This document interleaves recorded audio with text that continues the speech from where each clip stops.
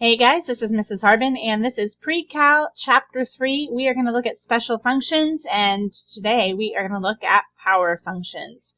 Our biblical integration for our unit is this: God creates seasons for all areas of His creation, good times and bad, life and death, winter, spring, summer, and fall.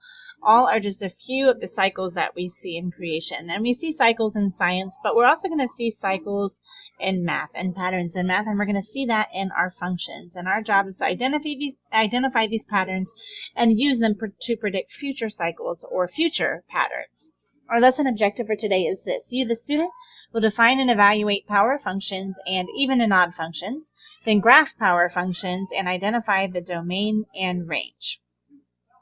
A power function is a function of the form f of x equals c x to the n, where c and n are real numbers. Remember, f of x is just another way that we can write y. This is called function notation. C is a constant or coefficient number, and n is an exponent. So c and n are going to be real numbers, and that x there represents our variable. For this lesson, n will also be limited to positive integral values. For this lesson, we will also have positive exponents. You can have negative exponents, but we're not quite there just yet. So here is an example of a power function. We've got f of x. We've got a constant coefficient -2. We've got an exponent of 4, and then here is our variable. For this power function, we want to evaluate f of -1, f of 0, f of 1/2, and f of 3. So we're going to plug and chug each of those in, and you should be pretty comfortable with evaluating functions at this point. Make sure that you are following order of operations. So this fourth power here goes only to the -1. It's not -2 times -1 to the fourth power, but -1 to the fourth power times -2, you should get -2. Evaluating 0, we end up with 0. Evaluating 1/2, we have -2 times 1/2 to the fourth power. A quick reminder, anything to a power means it's being multiplied by itself. So this is 1/2 times 1/2 times 1/2 times 1/2. And when we multiply fractions, we go across. So 1 times 1 times 1, which is just 1. And 2 times 2 times 2 times 2. Hopefully you said 16. And then we multiply that by -2 to get -1/8. And f of 3 ends up being -162. All right, take a look at this. This is our same function that we just had, -2x to the fourth power. And if we look at this, we can see the graph right here to our right. We've got a negative coefficient, so we're pointing down. We've got an even degree, so both tails are going in the same direction here. And we've got, if you look at this and remember what we saw last time, we're like, okay, 4, so we should have 3 dips in here.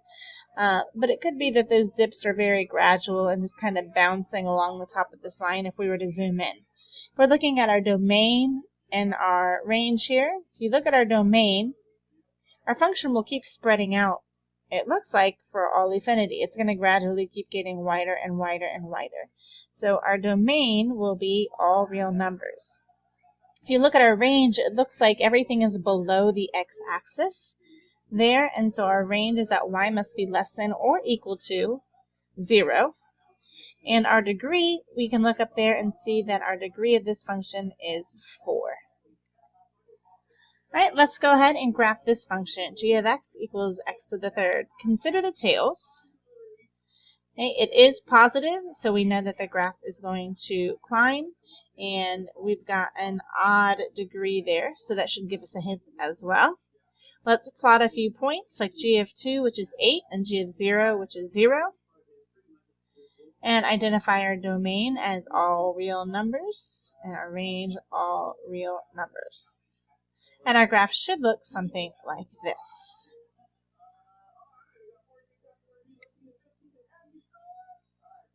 Just a quick note on this before I move on. This is a cubic function, x cubed with a coefficient 1. This is our parent graph, or our parent function of x cubed. We can add coefficients, we can translate this, stretch it, shrink it, but this x cubed function will always kind of resemble this general shape. Equations of the form f of x equals cx to the n are functions with a domain equal to the set of all real numbers. We saw that with our previous two examples. In our functions, we can have even and odd functions. A function is even if and only if f of x is equal to f of negative x for all values of x in the domain of f. So as an example, if I do, let's say f of x equals x squared.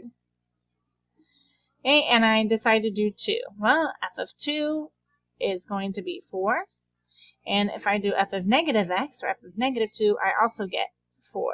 So in this case, both my 2 and my negative 2, when I plug that into the same function, that was, they were the same value, therefore my function is even. Y equals x is what we call the identity function. It is a power function of degree 1. Y equals x to the first power, or f of x equals x to the first power. So it is a first degree there. It is symmetric to the origin, meaning this side in the first quadrant reflected over the origin here is reflected there in the third quadrant.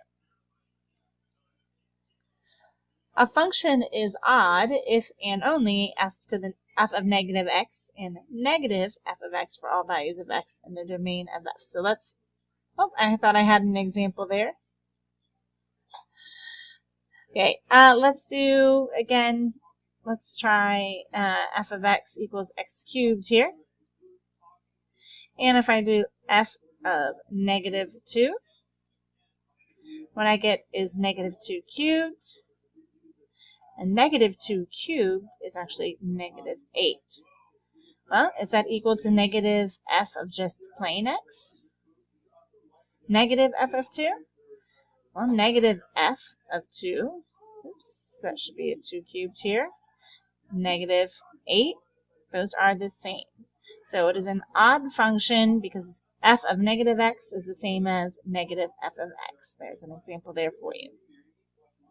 Power functions of even degree are even functions, and power functions of odd degree are odd functions. Hopefully you noticed that in the two examples that we did, in addition to proving those definitions. Graphs of power functions with negative coefficients look like the mirror image across the x-axis of the power function with a corresponding positive coefficient. Okay, for example, let's draw a quick graph here. We saw the graph of x cubed. Looks something like this. Well, it says, according to this definition, let me switch colors, that graphs of power functions with negative coefficients, so if we did a negative x cubed, would look like a mirror image across the x-axis. Here's our x-axis.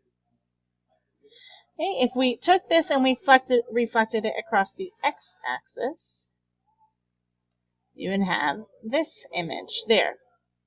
So power functions with negative coefficients look like the mirror image across the x-axis of the power function with the corresponding positive coefficient. So keep that in mind. Determine whether the following functions are even, odd, or neither. And I've got some notes on here. We can look at the degree and we can determine that that one is odd. We can look at the degree here and determine that this is even. And then we've got an even and an odd, and so this one is going to be neither. Okay, we can also follow the definitions that we gave earlier and test out a couple different numbers if you wanted to prove that those are true. If you guys have any questions about power functions, make sure you write them down and be ready to ask me next class.